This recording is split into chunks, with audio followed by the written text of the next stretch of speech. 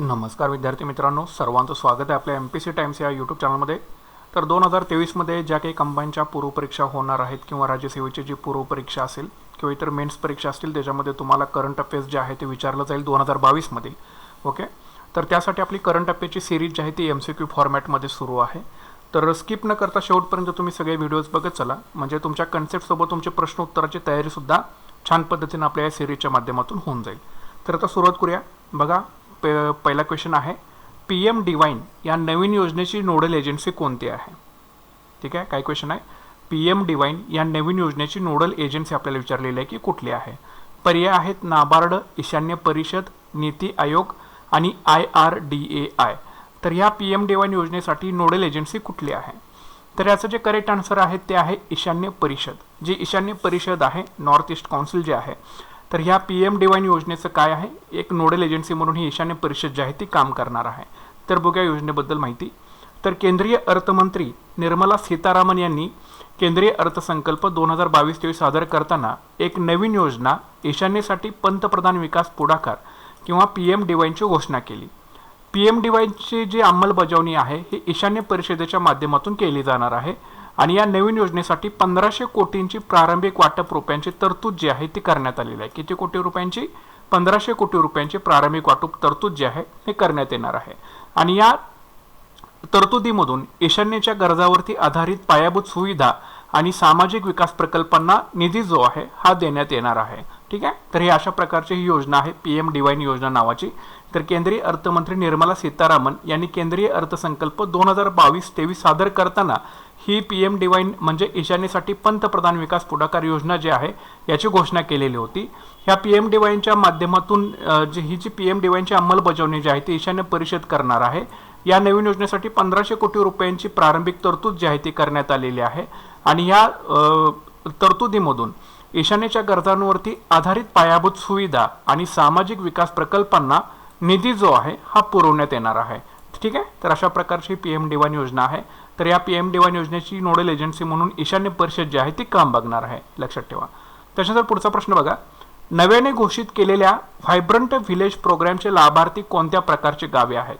नव्याने घोषित केलेल्या व्हायब्रंट व्हिलेज प्रोग्रामचे लाभार्थी कोणत्या प्रकारचे गावे आहेत? किनारे गावे, सीमावर्ती गावे, डोंगराळ गावे की ODF गावे? तर याचं जे करेक्ट आन्सर आहे ते आहे सीमावर्ती गावे। तर नव्याने घोषित केलेल्या व्हायब्रंट व्हिलेज प्रोग्रामचे लाभार्थी जे आहेत ही सीमावर्ती गावे आहेत, लक्षात ठेवा। व्हायब्रंट व्हिलेज प्रोग्राम सीमावर्ती गावे। तर काय आहे हा प्रोग्राम? तर केंद्रीय अर्थसंकल्पात व्हायब्रंट व्हिलेज प्रोग्राम नावाची एक योजना जाहीर केलेली आहे, ज्याचा उद्देश असा आहे की भारताच्या सीमेवरील विशेषतः चीनसह असलेल्या गावांच्या पायाभूत सुविधांना चालना देणं असं आहे। ठीक आहे, तर व्हायब्रंट व्हिलेज प्रोग्रामचा उद्देश काय आहे? भारताच्या सीमेवरील विशेषतः चीनसह असलेल्या गावांच्या पायाभूत सुविधांना चालना देणं असा हा व्हायब्रंट व्हिलेज प्रोग्रामचा एक उद्देश आहे। या कार्यक्रमाअंतर्गत अतिरिक्त निधी जो आहे हा सुद्धा पुरवला जाणार आहे किंवा प्रदान करण्यात येणार आहे। तसंच ज्या काही विद्यमान योजना असतील त्या सर्व एकत्र केल्या जाणार आहेत। या उपक्रमामध्ये गृहनिर्माण, पर्यटन केंद्रे, रस्ते जोडणी, विकेंद्रित नवीकरणीय ऊर्जेची तरतूद, दूरदर्शन आणि शैक्षणिक वाहिन्यांसाठी DTH प्रवेश आणि उपजीविकेसाठी आधार यांचा जो आहे या गोष्टींचा समावेश सुद्धा व्हायब्रंट व्हिलेज प्रोग्राममध्ये आहे। तर तुम्हाला इथे सुद्धा एक प्रश्न येऊ शकतो की नव्याने घोषित केलेल्या व्हायब्रंट व्हिलेज प्रोग्राममध्ये कोणकोणत्या गोष्टींचा समावेश आहे? तर गृहनिर्माण आहे, पर्यटन केंद्र आहे, रस्ते जोडणी आहे, विकेंद्रित नवीकरणीय ऊर्जेची तरतूद आहे, दूरदर्शन आणि शैक्षणिक वाहिन्यांसाठी DTH प्रवेश आहे, उपजीविकेसाठी आधार या सर्वांचा समावेश जो आहे तो व्हायब्रंट व्हिलेज प्रोग्राममध्ये आहे। ठीक आहे, तर हा काय आहे? तर नव्याने घोषित केलेल्या व्हायब्रंट व्हिलेज प्रोग्रामचे लाभार्थी ही सीमावर्ती गावं असणार आहेत, विशेषतः चीनसह असलेल्या जी गावं आहेत सीमावर्ती भागातली, तर त्यांना पायाभूत सुविधा ज्या आहेत त्या या प्रोग्रामच्या माध्यमातून पुरवण्यात येणार आहे। तसं इतर काही सुद्धा गोष्टींचा समावेश आहे ज्या की आपण याच्या आधी चर्चा केली आहे त्यांची। ठीक आहे, तर हा झाला दुसरा क्वेश्चन। त्याच्यानंतर पुढचा प्रश्न बघा, केंद्रीय अर्थसंकल्प 2022-23 नुसार सहकारी संस्थांसाठी नवीन पर्यायी किमान कर अल्टरनेटिव्ह मिनिमम टॅक्स जो आहे तो किती आहे? ठीक आहे, केंद्रीय अर्थसंकल्प 2022-23 नुसार सहकारी संस्थांसाठी विचारलेलं आहे आपल्याला। सहकारी संस्थांसाठी नवीन पर्यायी किमान कर किती आहे? 10%, 12.5%, 15% की 17.5%?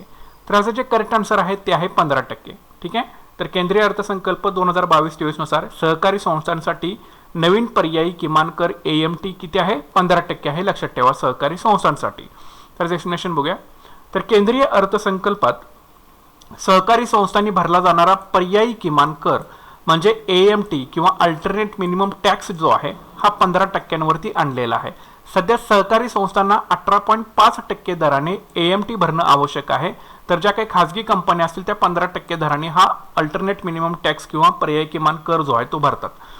1 कोटी ते 10 कोटी रुपयापर्यंत एकूण उत्पन्न असलेल्या सहकारी संस्थांसाठी जो अधिभार आहे सरप्लस जो आहे हा 12% 7% कमी करण्याचा प्रस्ताव सुद्धा या अर्थसंकल्पामध्ये करण्यात आलेला आहे. ठीक आहे, तर ह्या गोष्टी तुम्हाला लक्षामध्ये ठेवाव्या लागतील. तर केंद्रीय अर्थसंकल्प 2022-23 नुसार सहकारी संस्थांसाठी नवीन पर्यायी किमान कर AMT अल्टरनेट मिनिमम टॅक्स आहे तो 15% करण्यात आलेला आहे. केंद्रीय अर्थसंकल्पामध्ये सहकारी संस्थांना भरला जाणारा पर्यायी किमान कर 15% आणला गेलेला आहे. सध्या हा जो कर जो आहे AMT जो टॅक्स आहे हा 18.5% दरानं सहकारी संस्थांना भरणं गरजेचं आहे, पण आता तो 15% आणलेला आहे आणि खाजगी कंपन्या 15% जे आहे ते भरतात. ठीक आहे, 1 कोटी ज्या सहकारी कंपन्या असतील त्या 1 कोटी ते 10 कोटी रुपयापर्यंत एकूण उत्पन्न असलेल्या सहकारी संस्थांसाठी अधिभार 12% 7% कमी करण्याचा प्रस्ताव सुद्धा ह्या अर्थसंकल्पामध्ये करण्यात आलेला होता. तर या गोष्टी लक्षात ठेवा. ओके, तर आता 15% आणलेला आहे त्याच्यामुळे याच्यामध्ये आणि 1 कोटी ते 10 कोटी रुपयापर्यंत एकूण उत्पन्न असलेल्या सहकारी संस्थांसाठी अधिभार 12% 7% कमी करण्याचा प्रस्ताव सुद्धा या अर्थसंकल्पामध्ये देण्यात आलेला आहे. तर हे अर्थशास्त्र विषयाशी रिलेटेड जर करंट अफेअर्स मध्ये तुम्हाला क्वेश्चन आला तर हे तुम्ही लक्षामध्ये ठेवावं लागेल तुम्हाला. ठीक आहे, पुढचा प्रश्न बघूया. पुढचा प्रश्न आहे, कोणत्या भारतीय राज्याने केंद्रशासित प्रदेशाने CLAP कार्यक्रम सुरू केला? कोणत्या भारतीय राज्याने किंवा केंद्रशासित प्रदेशानं CLAP हा कार्यक्रम जो आहे तो सुरू केलेला आहे? नवी दिल्ली, आंध्र प्रदेश, छत्तीसगड की ओडिशा? कोणत्या भारतीय राज्यानं CLAP कार्यक्रम जो आहे तो सुरू केलेला आहे? तर याचं जे करेक्ट आन्सर आहे ते आहे आंध्र प्रदेश. कोणत्या भारतीय राज्यानं किंवा कुठल्या केंद्रशासित प्रदेशानं CLAP कार्यक्रम जो आहे हा सुरू केलेला आहे? जे खालचे तुम्हाला पर्याय दिलेले आहेत त्याच्यामध्ये काही केंद्रशासित प्रदेश सुद्धा आहे आणि काही भारतीय राज्य आहेत. तर यापैकी कुठल्या राज्याने किंवा कुठल्या केंद्रशासित प्रदेशानं CLAP कार्यक्रम सुरू केलेला आहे? तर आंध्र प्रदेश या राज्यानं CLAP कार्यक्रम सुरू केलेला आहे. तर हा काय कार्यक्रम आहे? तर आंध्र प्रदेश सरकारनं स्वच्छ आंध्र प्रदेश, ठीक आहे, स्वच्छ आंध्र प्रदेश, क्लीन आंध्र प्रदेश म्हणजे CLAP. तसंच त्याला जगन्नाथ स्वच्छ संकल्पम कार्यक्रम सुरू जो आहे, जगन्नाथ स्वच्छ संकल्पम आहे सुद्धा तुम्ही लक्षात ठेवा हा कीवर्ड, जगन्नाथ स्वच्छ संकल्पम हा जो कार्यक्रम आहे हे आंध्र प्रदेश सरकारनं जो आहे तो सुरू केलेला आहे. तर लोकसहभागानं ग्रामीण भाग स्वच्छ करणं, स्वच्छतेची परिस्थिती सुधारणं आणि कचरा व्यवस्थापन करणं हा या कार्यक्रमाचा उद्दिष्ट आहे. घरोघरी जाऊन कचरा गोळा करण्याव्यतिरिक्त या मोहिमेचा उद्देश द्रव आणि घन कचरा वेगळं करणं, ठीक आहे, ऑनसाईट कचरा प्रक्रिया करणं म्हणजे साईटवरती जाऊन तिथेच कचऱ्याची प्रक्रिया करणं आणि होम कंपोस्टिंगला प्रोत्साहन देणं म्हणजे घरामध्येच होम कंपोस्टिंग जे आहे ते बनवण्यासाठी प्रोत्साहन देणं असं या कार्यक्रमाचं काय आहे ते उद्दिष्ट आहे. ठीक आहे, हे तुम्हाला लक्षामध्ये ठेवावे लागतील.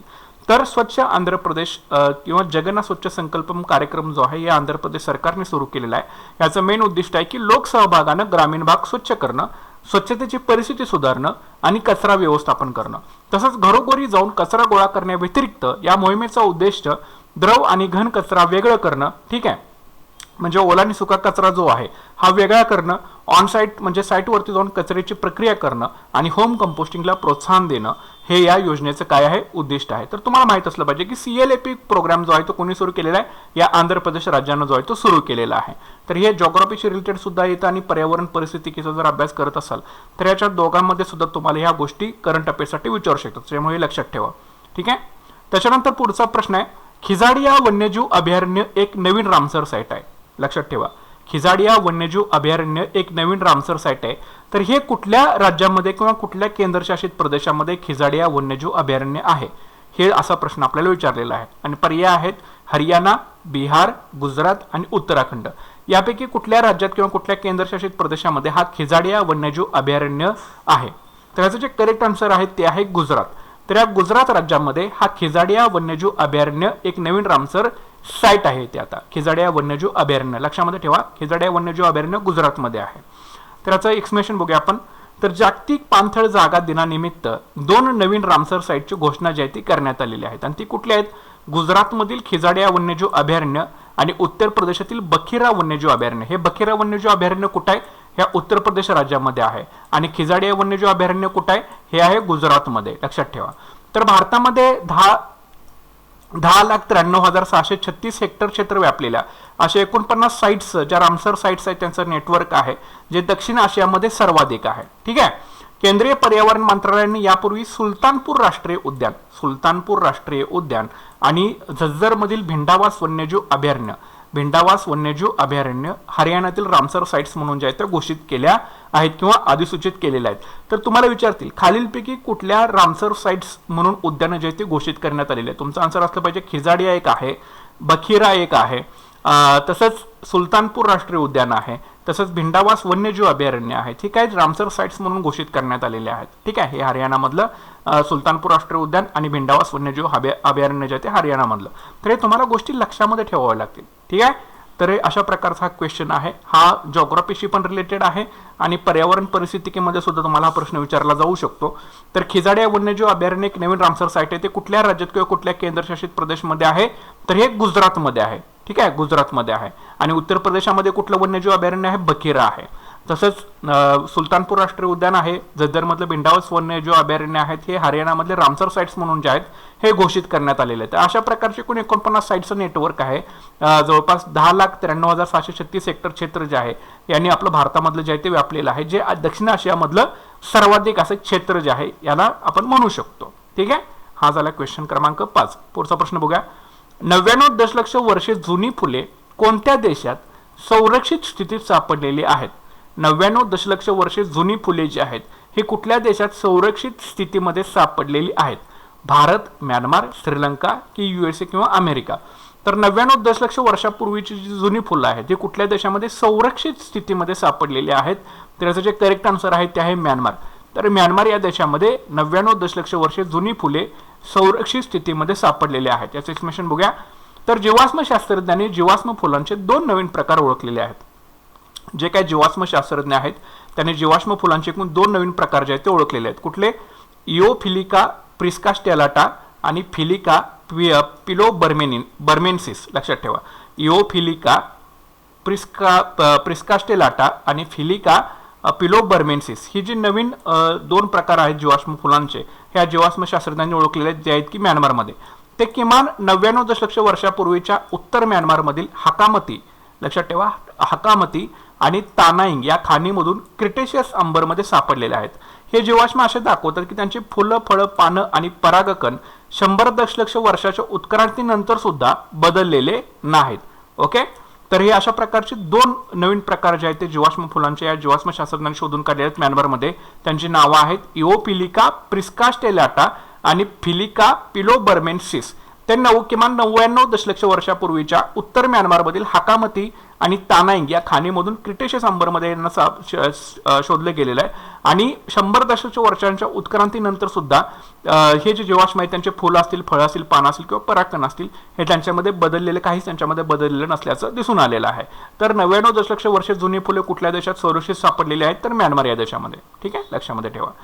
त्याच्यानंतर पुढचा प्रश्न आहे, अलीकडे बातम्यामध्ये दिसणारे 2010 TK7 आणि 2020 XL5 हे काय आहेत? जे न्यूजमध्ये चर्चेले गेलेले आहे 2022 मध्ये, की 2010 TK7 आणि 2020 XL5 हे एक्झॅक्टली काय आहेत? तर पर्याय आहेत आपल्याला, हे एक्झो प्लॅनेट आहेत, पृथ्वी ट्रोजन आहेत, उल्का आहेत की दुर्बीण आहेत? तर हे काय आहे 2010 TK7 आणि 2020 XL5?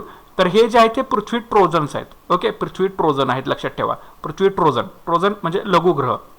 2010 TK7 आणि 2020 XL5. तर बघा, पृथ्वी ट्रोजन जो आहे तो एक लघुग्रह आहे जो आपल्या ग्रहासारखीच कक्षा सामायिक करतो आणि सूर्याभोवती फिरतो. ठीक आहे, पृथ्वी ट्रोजन हा एक लघुग्रह आहे जो आपल्या ग्रहासारखीच कक्षा काय करतो, सामायिक करतो आणि सूर्याभोवती फिरतो. आणि दुसरं पृथ्वी ट्रोजन 2020 मध्ये सापडलं, त्याला 2020 XL5 असं नाव देण्यात आलेलं आहे. XL5 असं नाव देण्यात आलेलं आहे.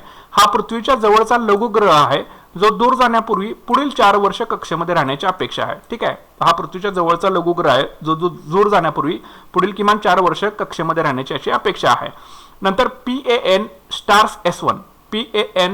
S1 या दुर्बिणीच्या सर्वेक्षणाद्वारे या लघुग्रहाचा शोध लागला. पहिला ज्ञात पृथ्वी ट्रोजन लघुग्रह 2010 TK7 होता. तो सुमारे 0.3 किलोमीटर रुंद होता आणि त्याला 2010 मध्ये शोधलं गेलेलं होतं. म्हणजे TK7 लक्षात ठेवा, हा TK7 ला 2010 मध्ये शोधलंय आणि हा जो एक्सेल 5 आहे याला 2020 मध्ये शोधलेला आहे. ठीक आहे, तर या गोष्टी तुम्हाला याच्यामध्ये लक्षामध्ये ठेवाव्या लागतील. तर पृथ्वी ट्रोजन हा एक लघुग्रह आहे जो आपल्या ग्रहासारखीच कक्षा सामायिक करतो. दुसरा पृथ्वी ट्रोजन 2020 मध्ये सापडला, त्याला नाव देण्यात आलं 2020 एक्सेल 5. हा पृथ्वीच्या जवळचा लघुग्रह आहे जो दूर जाण्यापूर्वी पुढील 4000 वर्षे कक्षेत राहण्याची अपेक्षा आहे. नंतर पॅन स्टार्स S1 दुर्बिणीच्या सर्वेक्षणाद्वारे या लघुग्रहाचा शोध लागला आणि पहिला ज्ञात पृथ्वी ट्रोजन उपलघुग्रह जो आहे हा 2010 TK7 असं याचं नाव आहे. तो सुमारे 0.3 किलोमीटर एवढा रुंद होता आणि त्याला 2010 मध्ये शोधलं गेलेलं आहे. ठीक आहे, तर हे काय आहे 2010 TK7 आणि 2020 एक्सेल 5, तर ते आहेत पृथ्वी ट्रोजन्स, म्हणजे लघुग्रह आहेत ते. हे तुम्हाला याच्यामध्ये लक्षामध्ये ठेवावं लागते. ठीक आहे, पुढचा प्रश्न बघूया. एक्झिम बँकेनं कोणत्या शेजारील देशाला 500 US दशलक्ष डॉलर्स जे आहेत क्रेडिटची लाईन दिलेली आहे, म्हणजे या एक्झिम बँकेनं. ठीक आहे, हे तुम्ही लक्षात ठेवा. एक्झिम बँक आता इकॉनॉमिक्स रिलेटेड हा करंट अफेअरचा प्रश्न आहे. एक्झिम बँकेनं कोणत्या शेजारील देशाला US डॉलर 500 दशलक्ष क्रेडिटची लाईन दिलेली आहे? नेपाळ, श्रीलंका, बांगलादेश की म्यानमार यापैकी कुठल्या देशाला एक्झिम बँकेनं US डॉलर 500 दशलक्ष क्रेडिटची लाईन जी आहे ती दिलेली आहे? तर त्याचं जे करेक्ट आन्सर आहे ते आहे श्रीलंका. तर या श्रीलंका या देशाला एक्झिम बँकेनं US डॉलर 500 दशलक्ष क्रेडिटची लाईन जी आहे ती दिलेली आहे. एक्सप्लेनेशन बघूया. तर इम्पोर्ट एक्सपोर्ट जे बँक आपण त्याला म्हणतो त्यालाच एक्झिम बँक असं त्याचं शॉर्ट फॉर्म आहे. Export import bank of India म्हणजे एक्झिम बँकनं पेट्रोलियम उत्पादनांच्या खरेदीसाठी, कशासाठी? पेट्रोलियम उत्पादनांच्या खरेदीसाठी वित्त पुरवठा करण्यासाठी श्रीलंकेला US डॉलर 500 दशलक्ष क्रेडिट लाईन विस्तारित जी आहे ती केलेली आहे. या LOC करारासह एक्झिम बँकेनं भारत सरकारच्या वतीनं श्रीलंका सरकारला 10 लाईन कर्जाचा विस्तार केलेला आहे, ज्यामुळे LOCचं एकूण मूल्य US डॉलर 2.18 अब्ज इतकं वाढलेलं आहे. किती वाढलेलं आहे? 2.18 अब्ज इतकं वाढलेलं आहे. एक्झिम बँकेनं 61 देशांना समाविष्ट करून 276 LOC जे आहेत ते प्रदान केलेले आहेत. 276 LOC जे आहेत ते प्रदान केलेले आहेत. तर लक्षामध्ये ठेवा. तर या एक्झिम बँक जी आहे यानं श्रीलंका या शेजारील देशाला US डॉलर 500 दशलक्ष क्रेडिटची लाईन जी आहे ती दिलेली आहे. कशासाठी दिलेली आहे? पेट्रोलियम उत्पादनांच्या खरेदीसाठी वित्त पुरवठा करण्यासाठी या श्रीलंकेला US डॉलर 500 दशलक्ष क्रेडिट लाईन जी आहे ती दिलेली आहे. ठीक आहे, तर या करारासह एक्झिम बँकेनं भारत सरकारच्या वतीनं श्रीलंका सरकारला 10 लाईन कर्जाचा विस्तार केलेला आहे, ज्यामुळे LOCचं जे एकूण मूल्य आहे हे 2.18 अब्ज इतकं वाढलेलं आहे. एक्झिम बँकेने 61 देशांना समाविष्ट करून 276 LOCचे करार जे आहेत ते प्रदान केलेले आहेत. तर या गोष्टी तुम्ही या प्रश्नाच्या माध्यमातून हे तुम्ही लक्षामध्ये ठेवा. पुढचा प्रश्न आहे, स्वच्छ ऊर्जा उष्मायन केंद्र स्थापन करण्यासाठी कोणत्या राज्याने clean energy international incubation centre सोबत सामंजस्य करार केला? काय प्रश्न आहे? स्वच्छ ऊर्जा उष्मायन केंद्र स्थापन करण्यासाठी कोणत्या राज्यानं clean energy international incubation centre सोबत सामंजस्य करार केला? कशासाठी?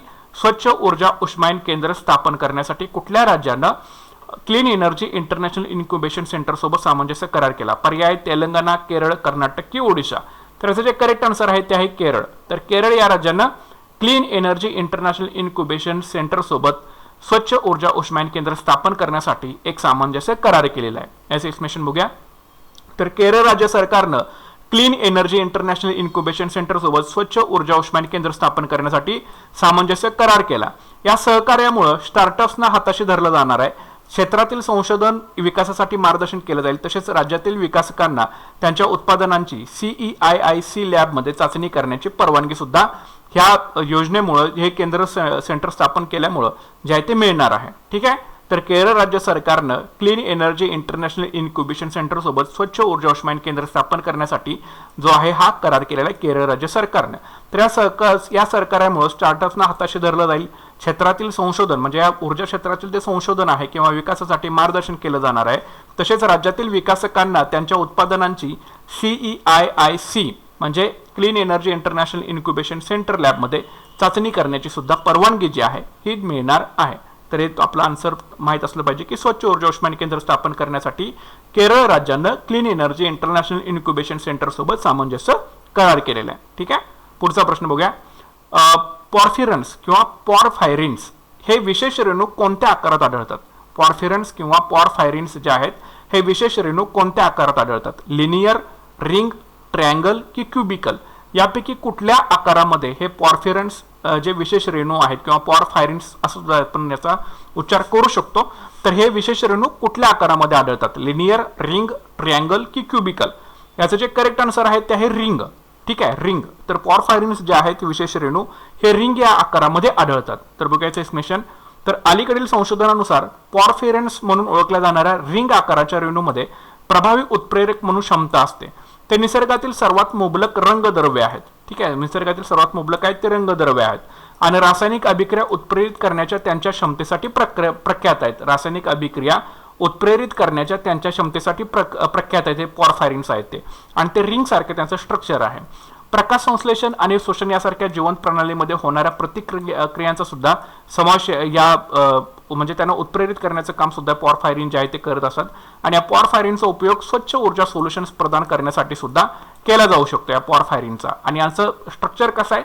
एक रिंग सारखं यांचं स्ट्रक्चर आहे पॉरफायरिनचं. तर ह्या गोष्टी तुम्हाला याच्यामध्ये माहीत असल्या पाहिजेत. ठीक आहे, तर पॉरफायरिन्स हे विशेष रेणू कुठल्या आकारामध्ये आपल्याला आढळून येतात?